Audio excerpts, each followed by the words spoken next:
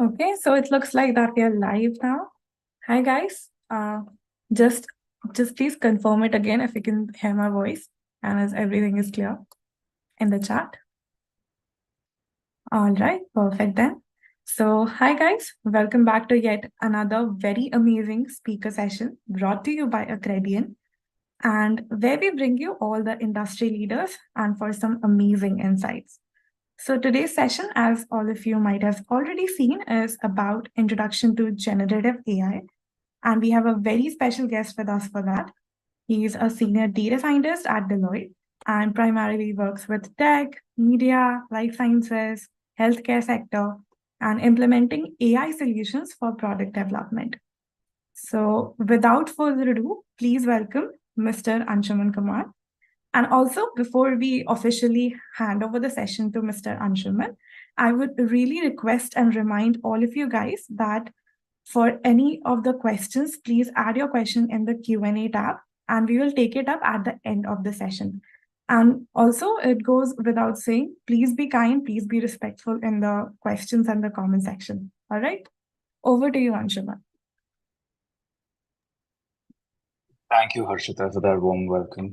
And actually, to begin with, thank you for all of your time and good morning to all of you. I understand it's a Sunday and it's 10 a.m., but I guess it's your eagerness and curiosity that's brought you over here. And that's how people like me can add value and help everyone in their journey. So I really appreciate that. Perfect. Perfect. So, any questions to begin with? What is generative AI? What isn't generative AI? I mean, if anyone would want to just start with that, let's kind of segue into that, and then I'll start with the slide sharing, if it's all the same. I just want to keep the session a little interactive.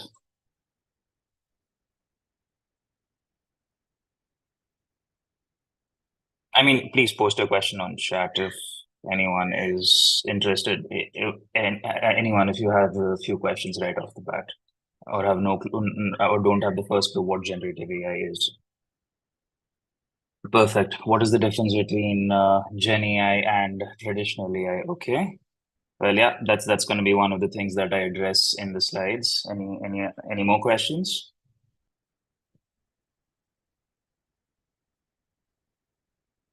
Okay, you don't know what Gen AI is, no problem. Today's session should definitely give you a good understanding of what it is. Okay, fantastic. So I think intro is the best way to go ahead with it. Yeah, Dilip, no problem. Okay, so I think let's start. So I'm just going to start sharing my screen.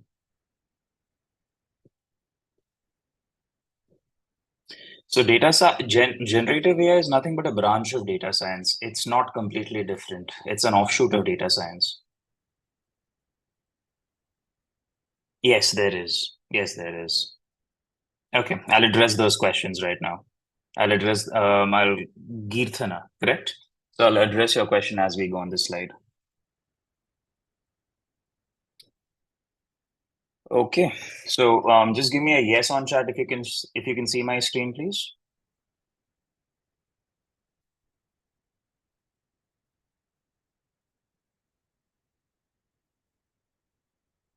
Perfect.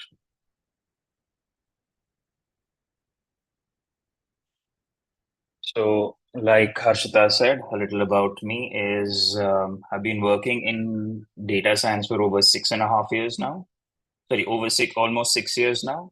And primarily, I've been focused with deep learning and generative AI solutions. The past 4 years odd has been really promising in the deep learning space, where I got a lot of exposure to generative AI. And that is what I'm here to share with all of you today. So I started my career at IBM, moved on to ADP, and then I got to work with a few heavyweights. So Deloitte, I worked with Meta, and I'm currently handling a project for Apple, also leading their data science initiative for an internal application that they work on.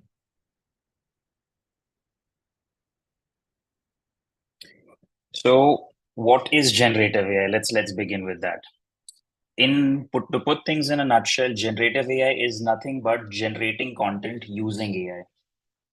Sounds super simplistic, I know that, but I'm trying to keep this as bare bone and as simple as possible. So, let's kick off the session by addressing the differences between traditional AI and generative AI. So, this picture, these are traditional use cases of artificial intelligence. So, something like object detection, language translation, audio classification.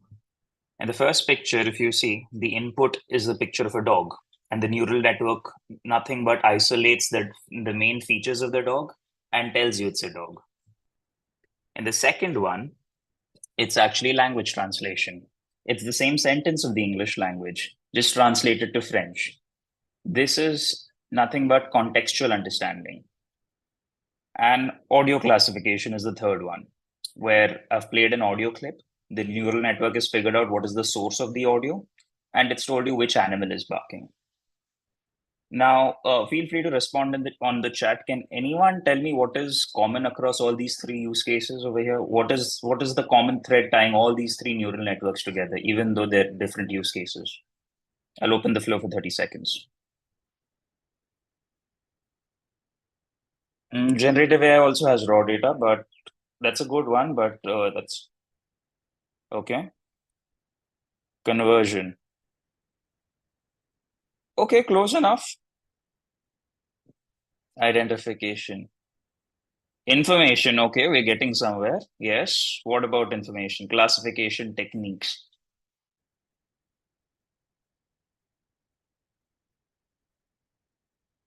Okay. Okay, you guys are close. You guys are close.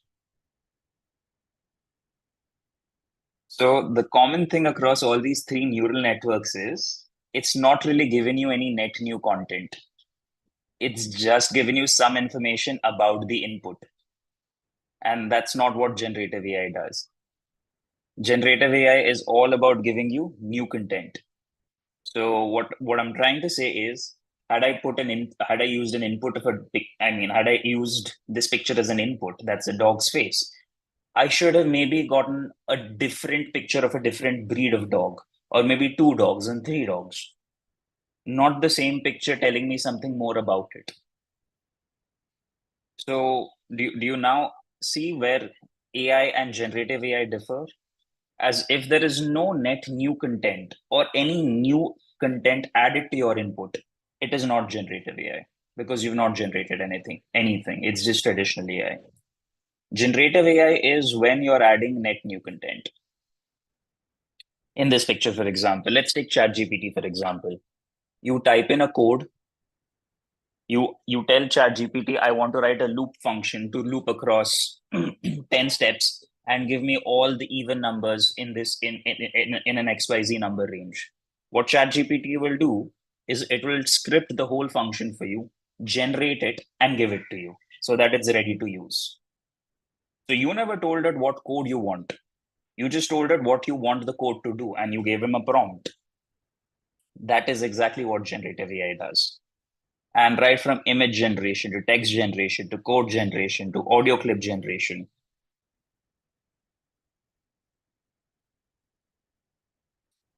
that is exactly what generative AI will do. So I hope that answers everyone's questions on what is the difference between traditional AI and Gen AI.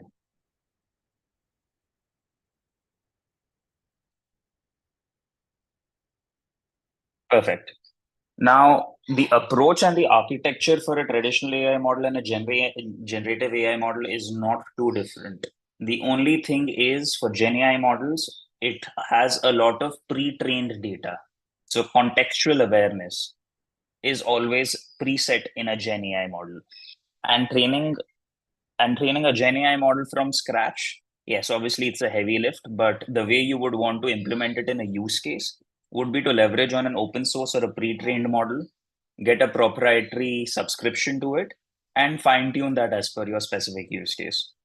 I believe someone in chat asked me, is there a standard approach to developing a Gen AI solution for a product life cycle or something on those lines? So to answer that person's question, yes, you would want to leverage on an open source large language model or a content creation model, whatever sort of use case you're looking into. Now, leveraging on the pre-trained available contextual awareness of the model, you will then further fine tune it to your specific use case, which could be prompt engineering it to develop an image or develop a user specific image as per their request, something what Midjourney does, or maybe just have a Q&A chatbot for, for grievance addresses when you have a feedback section for your specific product in the company. So these are some typical use cases of generative AI. What is a pre-trained model? A pre-trained model could be something what Google BERT is, or what ChatGPT 3.5 is. You can always leverage ChatGPT 3.5. I'll tell you, I'll get to what fine tuning is. You can always leverage what ChatGPT 3.5 is, because it's already been trained on close to 175 billion parameters. So it knows what the English language is. And when I say fine tuning, what do you want it to do? So do you want it to do sentiment analysis? So you're going to keep on feeding it new data and label things as positive, negative, positive, negative. So if I say I've had a very bad day today, I'm going to label this sentence as negative because this is a negative sentiment. I've had a fantastic day today. I'm going to label this sentiment as positive because I've had a good day today. And that's how I'll train it for sentiment analysis. Correct. So you will have two layers of training. Now I'll get to the model architectures. That'll explain you better. So is the larger lot familiar with neural networks? Because that is the key to a Gen AI architecture. A simple yes or no would work.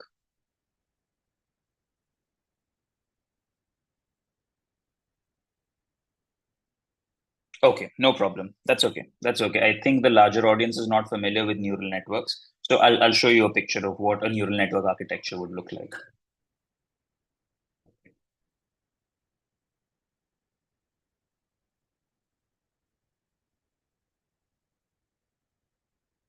So let me just show you a quick picture of what.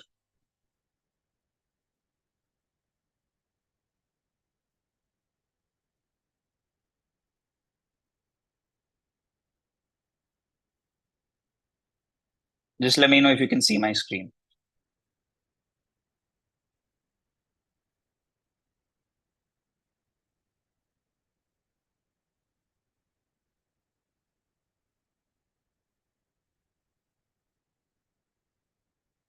Perfect. So this is primarily what a neural network architecture looks like. And this is at the crux of any deep learning or generative AI model. Anshuman, This just to cut in, we cannot see the figure of the neural network. We can only see your slides. So you can only see my. slide, your PPT. We cannot see Oh, okay, the, okay, okay. yeah. No problem. One second. Yeah, sure, sure.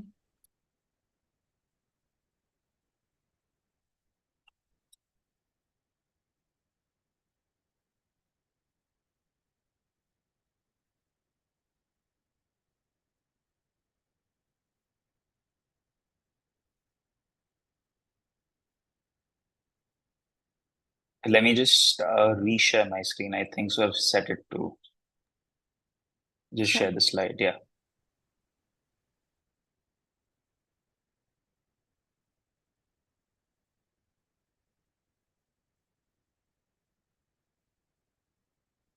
Can you now see what's Yes, the architecture of a yes, yes. neural net? Okay, Perfect. perfect. So this is a very bare bone architecture of a deep neural network.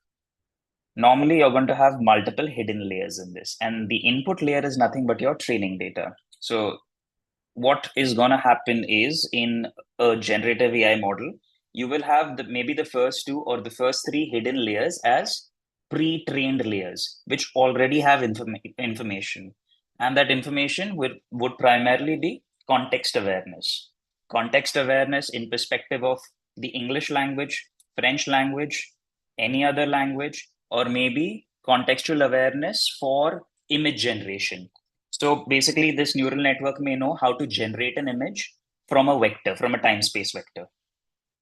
That is what these first two layers would primarily be. Now this input layer would be this input layer data would be basis the use case you want to fine tune it to. So the way I gave you an example of sentiment analysis, you would have label data saying positive, negative with the respective sentences, feed it through the input layer into the first two layers. Now the first two layers are learning what a positive sentence looks like and what a negative sentence looks like. And this final layer is what it will automatically create basis the output from these two. From the first two layers, this third layer will be automatically created. That will be the fine-tuned layer. And that is how you can fine-tune your model to give it a user-specific prediction as per your use case. Now, I took sentiment analysis as an example. This could be answering, maybe doing a question answer. This could be customer segmentation. That way, maybe you would have to convert this into a vector database so that it can cluster as per those vectors. It can be anything. The potential is endless and limitless. So to the larger audience, my question is now: are you clear on what fine tuning is and how a Gen AI model functions on a bare bone?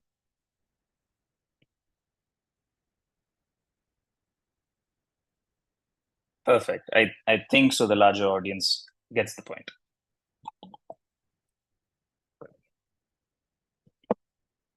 Perfect. So moving back to the slide.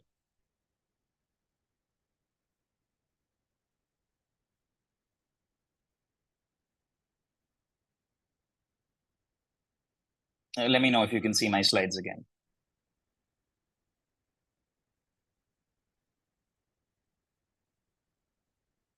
Yes, intelligence is in the hidden layer.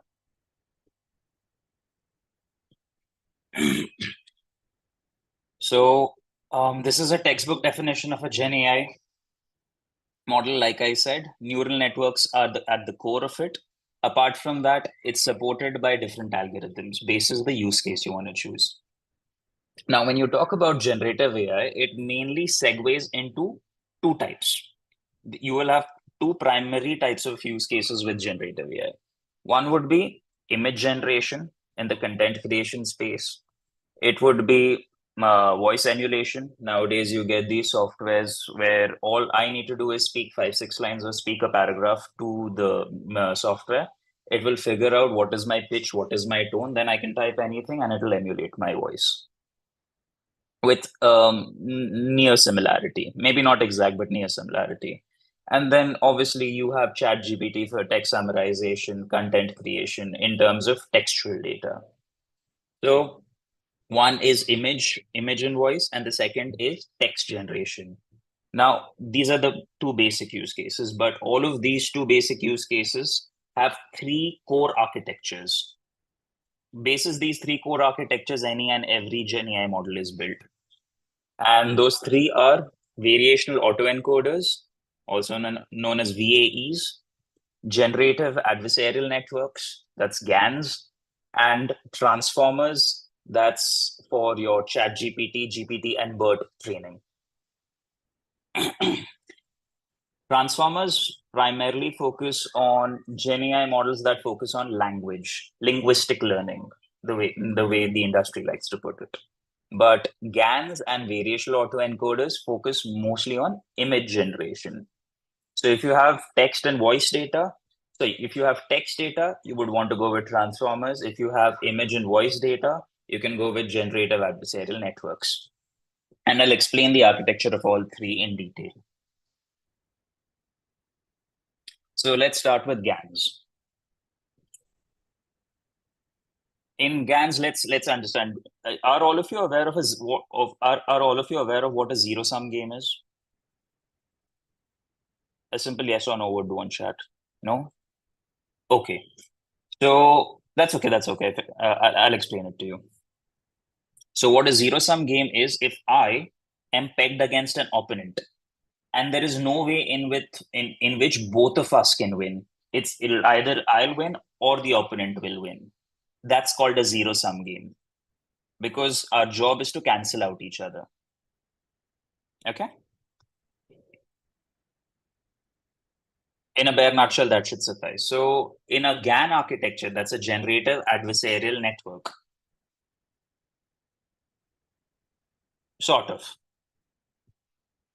So in a GAN architecture, there are two components to it mainly. One is the generator, and the other one is the discriminator. And the discriminator and the generator both are pegged against each other in a zero-sum game. Think of the generator as as maybe a thief or a counterfeiter, and the discriminator as a cop. What the generator should know how to do is generate images or generate data. That is, can you explain the zero-sum game again? Okay, sure. Any game in which two people are pegged against each other, and the job of opponent one is to beat opponent two or chuck him out of the game, and similarly, vice versa. So it's only one person can win. One person's win is the other person's loss. Sure. So now getting back to the architecture. So in this, the generator is pegged against the discriminator. The job of the generator is to generate data that is as close to real time as possible, and then pass it on to the discriminator. Now, the reason I said the generator is the counterfeiter is because it's not generating real data. It's generating copies of the real data with small differences. And the job of the discriminator is to figure out whether that is a real data or that is fake data. Now, every time there is a discriminator loss, every time the discriminator loss, the way you would account or calculate a discriminator loss is the number of images it's misclassified. So had it been given a fake image and it called it a real image, that accounts for the discriminator loss. The generator's loss is it's not able to get its image passed through the discriminator.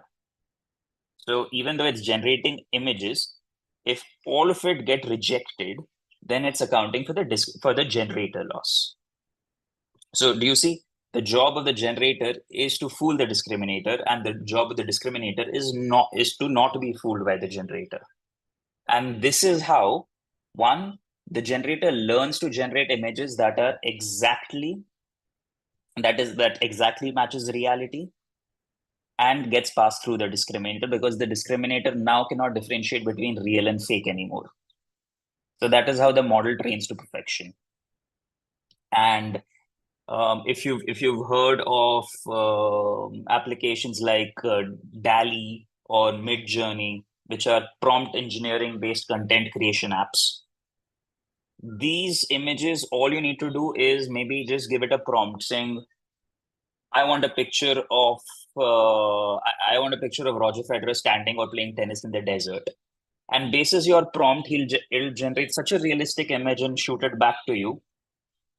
It'll actually seem as if he's actually played tennis in the desert. So that is the basis of this architecture. Yes, the discriminator is the next level of filtering. First, the generator generates the sample.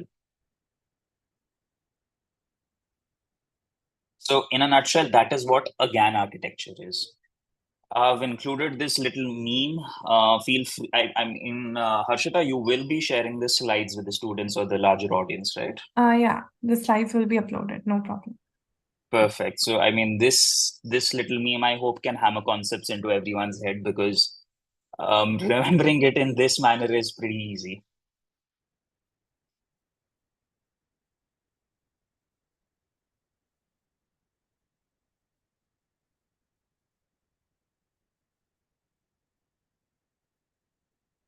Hard-coded in the discriminator. I didn't quite understand that question. Can you post that in the Q&A?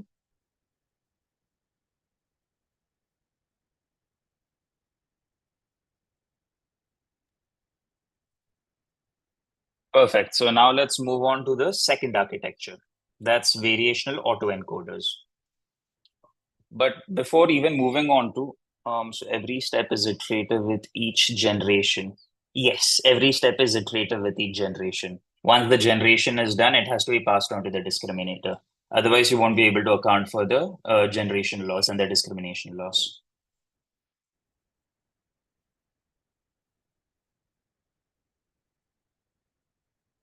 Perfect. So now, has everyone got a grasp on the first architecture of GANs? So then we can move on to VAEs.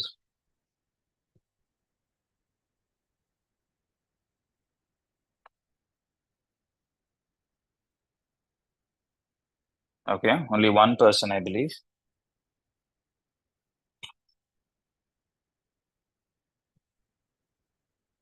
Okay, let's take up the okay, perfect. I think the larger audience did get a grasp of it. Sounds good. Let's move on to the next architecture. That's variational autoencoders. Now, even before understanding what variational autoencoders are, let's first understand the architecture of a normal encoder.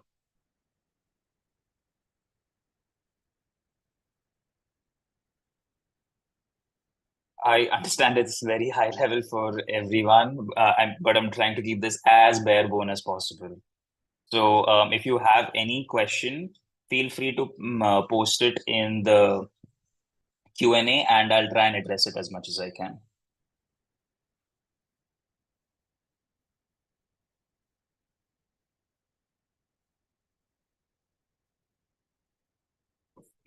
Okay, perfect. So, what a normal autoencoder does is it takes an image as an input, converts that image into a vector using the encoder network, passes that vector into the latent vector variables. So this is sort of a vector storage pool. Now the decoder picks on the same data, decodes it, and recreates the image.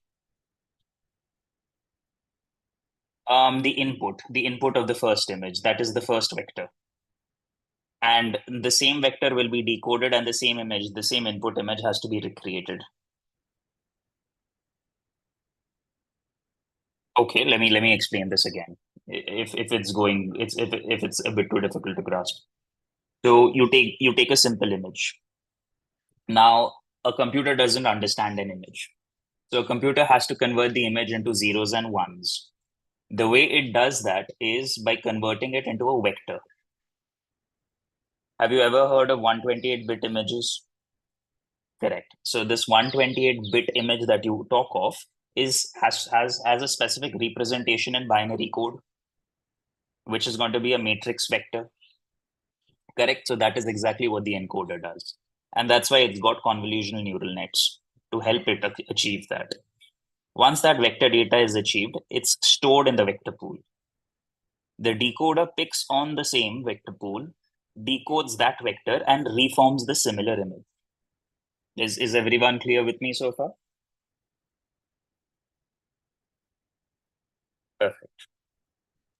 Now, the first question probably coming into all of your heads is if it's taking the same image as an input and decoding the same image and recreating it, what big deal? Why are you recreating it? You're right. Exactly. There is no big deal in it because the ask or the interesting part is not about decoding the image, but the interesting part is the latent vector pool. So what you want to do is during training, you want to give it a number of different images and create a vector pool that has vectors for different images altogether. And the main job of this step of the autoencoder is to minimize reconstruction loss. So if I give you a picture of a cat, I don't want a picture of a dog in return. I want you to recreate the exact same picture of a cat because I'm mainly training my decoder network out here. Now the problem is this sampling pool that I get. So this pool will have all the image vectors of a dog. This pool will have probably all the image vectors of a cat. This pool will have all the image vectors of a giraffe. Now, if I randomly ask my decoder network to create an image of a giraffe using a prompt, it may not be able to figure it out because if your pool size is infinitely large, what's the probability of it picking up on the right vector? What ideally may happen,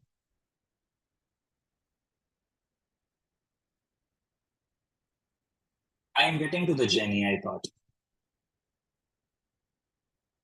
And even if you were to do it via coding to answer Deepak Kumar's question, so if you were to do the, same thing via basic coding that you're talking of, how many use cases could you cover and could you script? With generative AI, you have self-learning, and I'll tell you why generative AI is better than standard coding and using if-else statements. So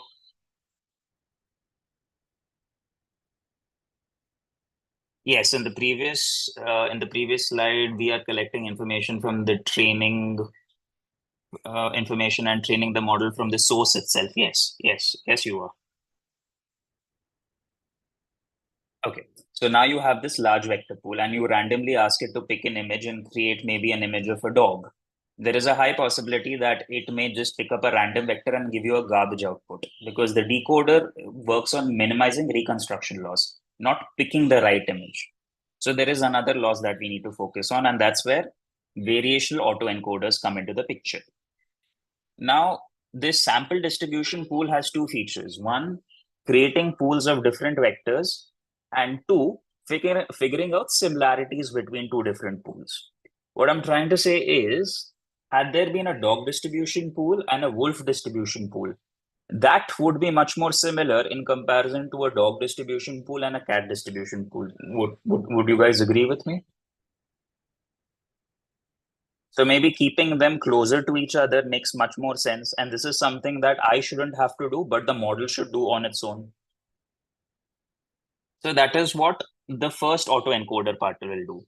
Now, the variational part of it, when these models were tweaked to have variational autoencoders, the variational part of it helped concise the region, which means now I have a continuous region within a specified space. So my original sampling pool was probably as big as this triangle. But now within this triangle, it is just as big as this circle. And this circle only encapsulates maybe the dog distribution pool. And that is what? Do you mean prompt and pool selection must be similar? Yes. So if you're prompting for a dog, the model needs to be smart enough to reference the dog pool and pick a vector from there. Because in the earlier version, it wouldn't be able to generate any net new content. It has to generate net new content basis your prompt.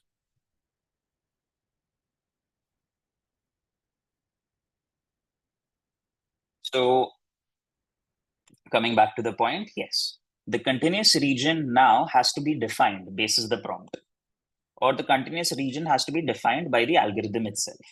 So this is called the latent loss. I am not going to dive into too many mathematics out here because if I start to dive into that, the session will stretch up to maybe 3 hours. So in the interest of time, I'm going to reference a few things. You can use those references, check it up on the internet, read more about it, feel free.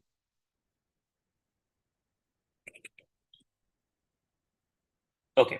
So now the variational autoencoder focuses on two things. One is reconstruction loss that normal autoencoders also do. Second is minimizing latent loss. The latent loss is identification and concising of the vector pool. So now if I've concised my space and I've prompted for a picture of a dog, the probability that the decoder will get a vector of a dog's image increases fourfold. So now I may not get this garbage, the one over here. What I may end up getting is something like this because I have all continuous regions of dogs in here, sorry, cats in here within this example. It picks up a vector of a cat and gives me a cat's picture. With me so far?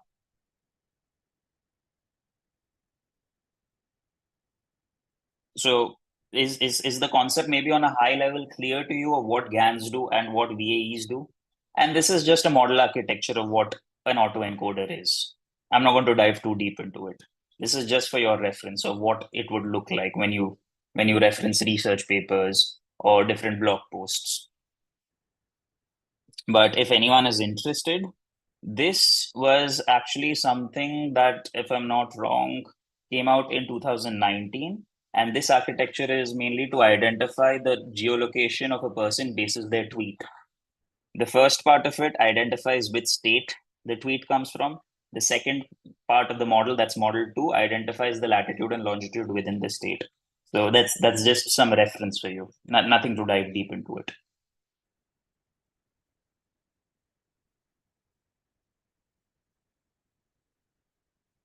Perfect. Now let's moving on. About the use case, Deepak? You want me to come again about the use case? Okay. So model 1, as you see in the architecture,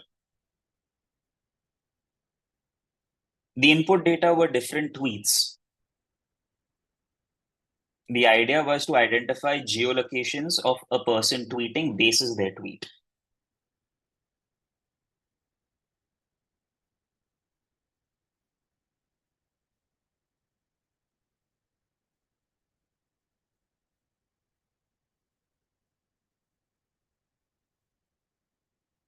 Perfect. So the first part of the model is to identify which state it comes from, and the second part of the model is to identify the latitude and longitude of that tweet within that state.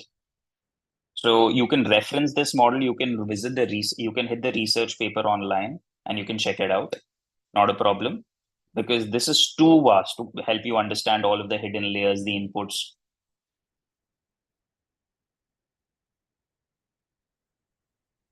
And are all of you at least have some basal understanding of VAEs and GAN so far, so that we can move on to the transformer architecture?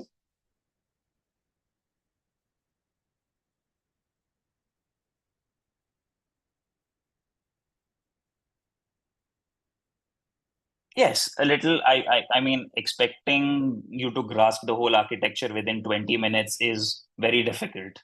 So even if it's a little, at least it is not a gibberish term for you on a high level. You know what it does. You know there's a generator and a discriminator in GANs, and for VAs, you know it has a probability pool and decodes basis the probability pool. That's more than enough. Getting an overview is what I want you to have.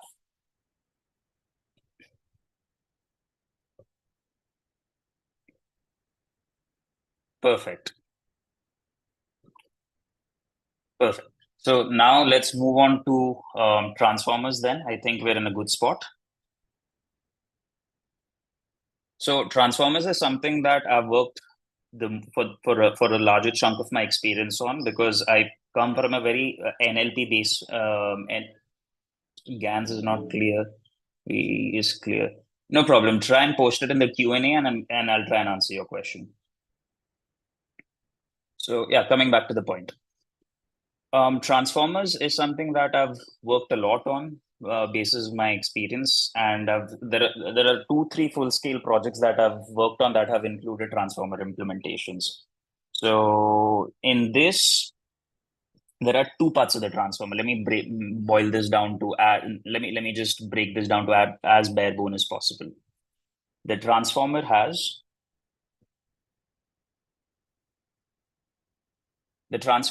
one encoder block that is to my left and one decoder block that is to my right. Now, before diving into what the encoder block and the decoder block does, is you've heard of Chat GPT and you've heard of GPT-1, GPT-2. Is anyone aware of what actually GPT is, or what the full form of GPT is?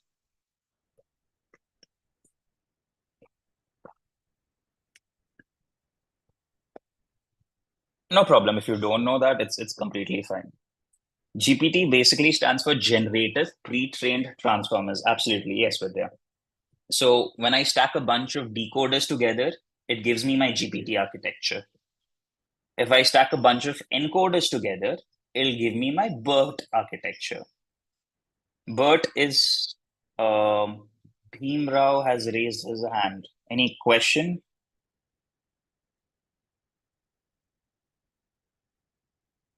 Any questions? You've raised your hands, I can see.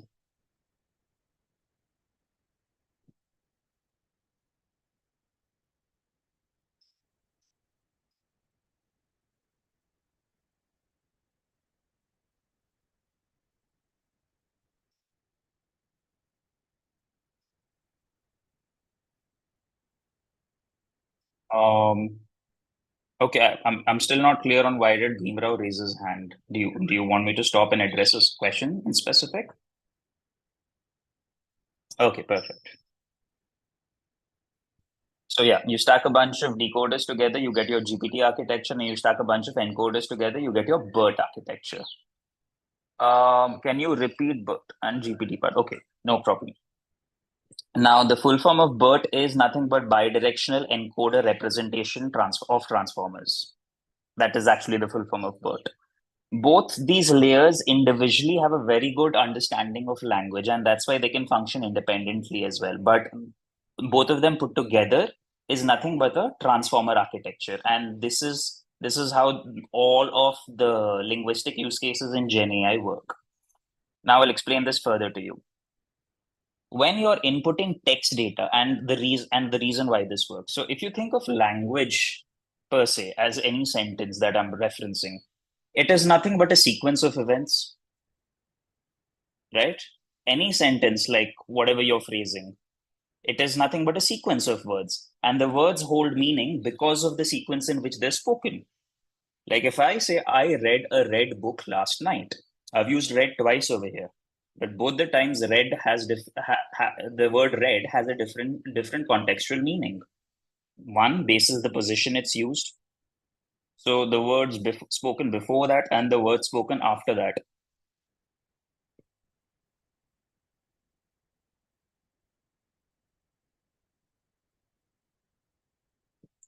So the words spoken before that and the words spoken after that are actually accounting for the contextual reference of it.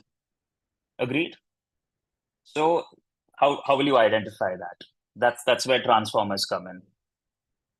What transformers do is when it's taking the sentence as an input, it embeds the whole sentence with three types of embeddings. One is your word tokenization. There is an existing word tokenization dictionary that's already available. What it does is it converts each word with respect to the English language into a vector representation of a matrix. So it gets that token embedding. Second, it also has segmental embedding and positional embedding. Now, the segmental embedding is something that it represents the sentence in which, so if you've spoken a paragraph and your paragraph has 10 sentences, the segment embedding will reference which sentence does the word belong to. And the positional encoding will reference within that sentence where has that word been spoken. So if I to put things, I mean, just to boil things down in a nutshell, the segmental encoding and the positional encoding is nothing but for temporal ordering, and the token is actually the word. These two together will help develop contextual awareness for the model. So once that is done, this is all these three things are being done at this part. When you move on to the attention space, what happens is, with respect to that word, so let's say a sentence consists of 5 words. With respect to each word, there is a specific attention in the sentence. So if I want you to pay attention to a specific word called red in the sentence I spoke, there is some sort of a score or importance score that you can assign to it. For now, let's just assume that, and let's call this the attention vector. This attention vector goes into a normalization to reduce the loss. You push it into a feed forward neural network, and that way you keep on repeating this feature or this practice n number of times. What you get is a complete contextual awareness of the English language. Now that I have a contextual awareness of the English language using this encoder block, it passes on to the decoder. The job of the decoder is, one, to identify what is the main job of the decoder is nothing but next sentence prediction. So the basic ask would for the decoder would be, is sentence 1 related to sentence 2? If yes, give me a thumbs up. If no, give me a thumbs down. In a nutshell, this is what a decoder would do. Now, you would say, why do you need an encoder if the decoder is also doing the same thing? Because you can see the decoder also has a masked attention, multi-headed attention block. The reason you need this is because using the decoder, you can fine tune it to do maybe English to French comparison. So the encoder will have all the individual contextual understanding for English and French, but separately. The decoder uses a attention logic to map the words between English and French. With me so far?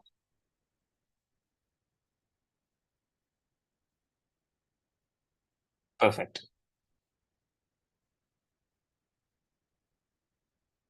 Now, all of your Chat GPT, all of your BERT, and any language model for that matter, even you can say Bard AI by Google or Palm AI, that's the conversational AI bot. All of them work on this architecture. So these are the three basic architectures that have to be followed or that have to be picked and choose from until a fourth new one comes out for any Gen AI case. And the applications for Gen AI, I've already told we are I think so it's pretty everyone's pretty familiar with Chat GPT. And apart from that, deepfake technology and art generation, like I mentioned, Mid Journey earlier, or even DALI.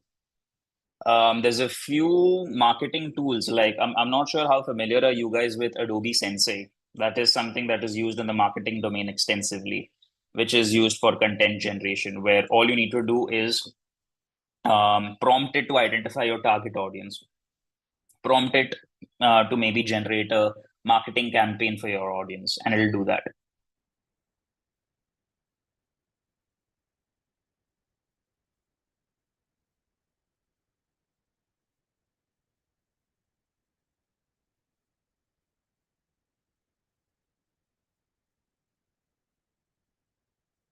Perfect. So I would encourage you to post on the Q&A section, and let's just quickly go through the FAQs once, and then I can start to answer your Q&As. So some of the frequently asked questions among this through the slides would be uh, what generative AI models do and how do they work? In a nutshell, generative AI models create nothing but new data using existing patterns in neural networks. What are the different types of architectures? We've covered that. VAEs, GANs, and transformers. How do GANs work? Bases a discriminator and a generator. What are the different fields in which fields are generative AI models applied, and how do they revolutionize content creation? They're used in art, healthcare, music, mainly content creation. So it's basically to one. Yes, I will talk about my real projects and use cases.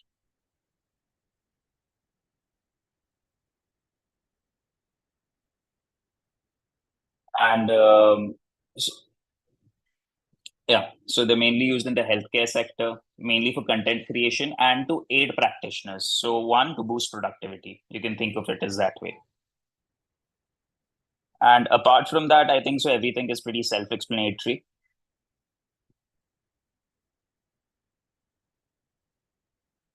Can you post on the Q&A side rather than posting on the chat?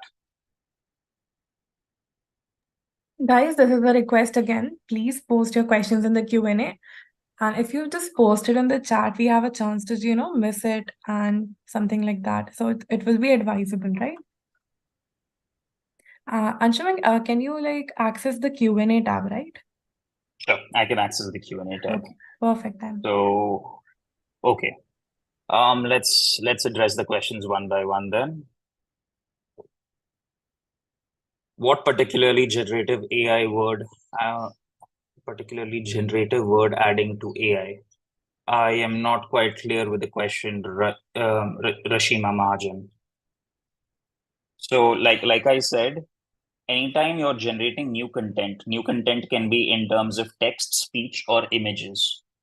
What AI will do is it'll just give you more information about your input.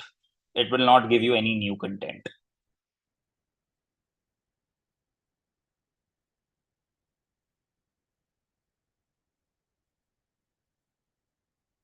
How can Gen AI be used for software testing? So for software testing, I would understand For software testing, I would assume you would mean debugging softwares, doing a QA testing, correct? So for software testing, what you can do is you can help GenAI to create templates for you to software test, but it cannot actually software test for you per se. So you can't have automated software testing using GenAI, but what you can do is it can create a template and a framework for you. But I in my experience, I haven't. If there is, I'm sorry, I may not be aware of it.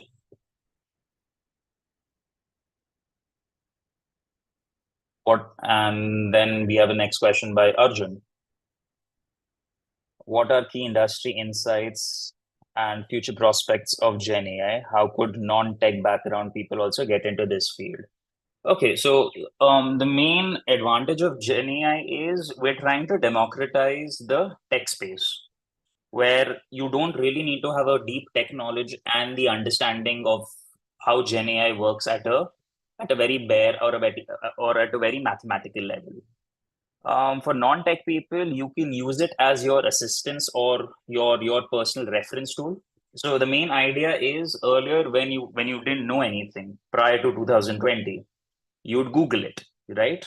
But Google would give you a very broad scope answer where you're just gonna go around figuring out fishing for information on your own.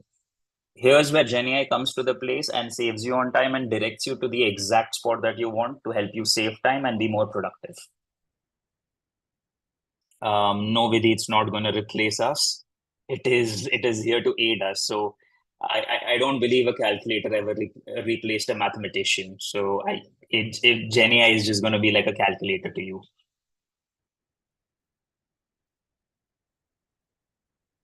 Are the parameters dynamic or static in the discriminator while training or while testing? So while training, the parameters would be static. Post the parameters as in the parameters for discrimination, I believe, Ashwin. Yes, for okay, perfect. Yeah. While training the parameters,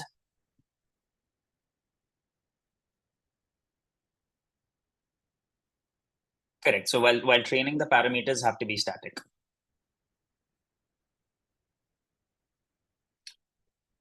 A basic question by Roshan. We do input data into the model, but from where does it refer to generate new content? Perfect. So once that's actually a very good question, Roshan. So when you're training, let's take this as an example. When you're training your data, it is creating some sort of an information pool. And when you're training it with label data, you're also giving it some label as a reference point for the information. So think of it as the syllabus you study. You learn everything from first standard to 10th grade, but everything has a reference. Now, for this example, let's assume the reference to be a subject. If I say biology, you know my next question is going to be something related to biology, and I ask you a question, you're going to tap into your biology related information pool, correct? Gen AI models would also function on us in a similar manner.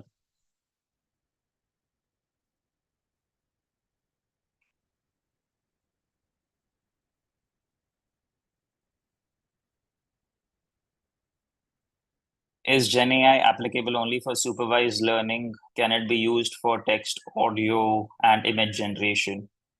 No, Gen AI can be used for semi-supervised, unsupervised learning as well. So Gen AI has two phases of training.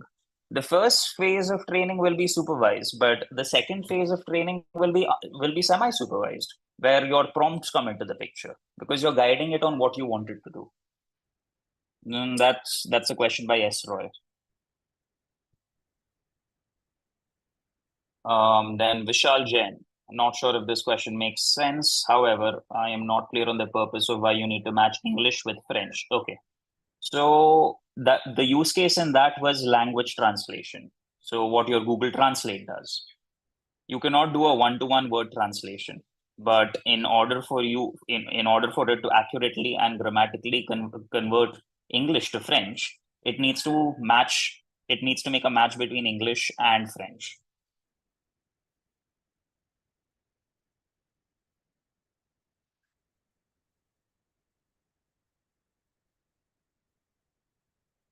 What are the common tools used for marketing in Gen AI? Two of the common tools, if you ask me, right on top of my head, would be one, Adobe Sensei. That's got somewhat of an implementation of Gen AI, and second is Converge Consumer. There is another tool called Converge Consumer that's primarily used in marketing. That's Shailesh Kumar. Are we using any programming language here? Yes. For the initial training on all of the coding, Python is one of the languages I prefer to use, and a lot many other data scientists also prefer to use Python. But I'm not sure. I've not seen this being coded in Java anywhere. So yeah, Python is your answer. And just to provide the 0 and 1, BERT and GPT will not be a heavy load. It's actually not 0 and 1. 0 and 1 is something that I use as a binary example. It is going to be multiple numbers.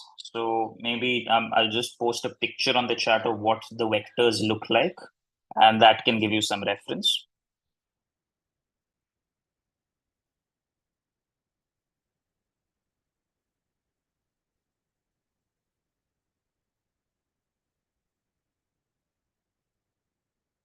Just give me 1 second.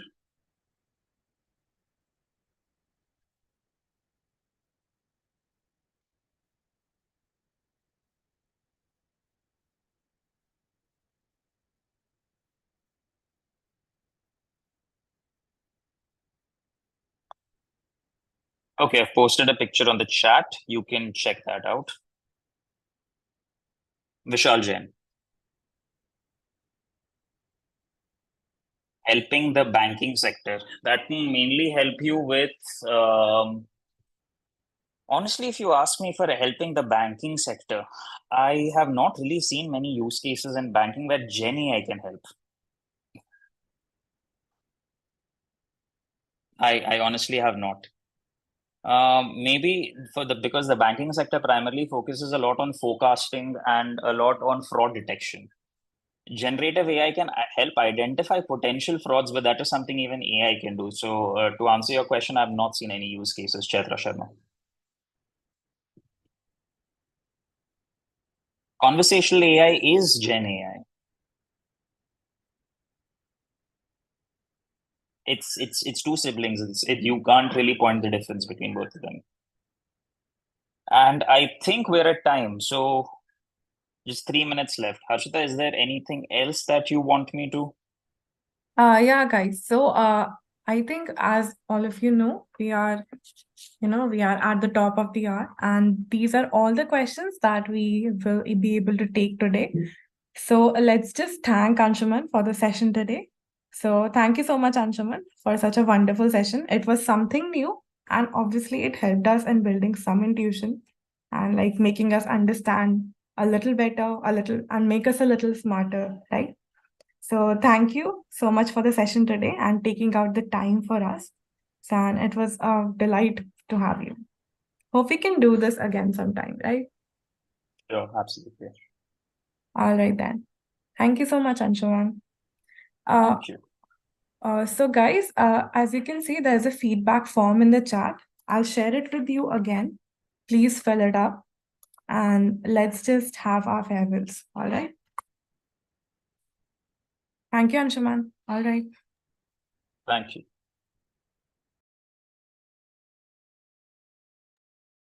Yes, the recording will be uploaded. You can even see the YouTube as it was streamed live. So no problem in that.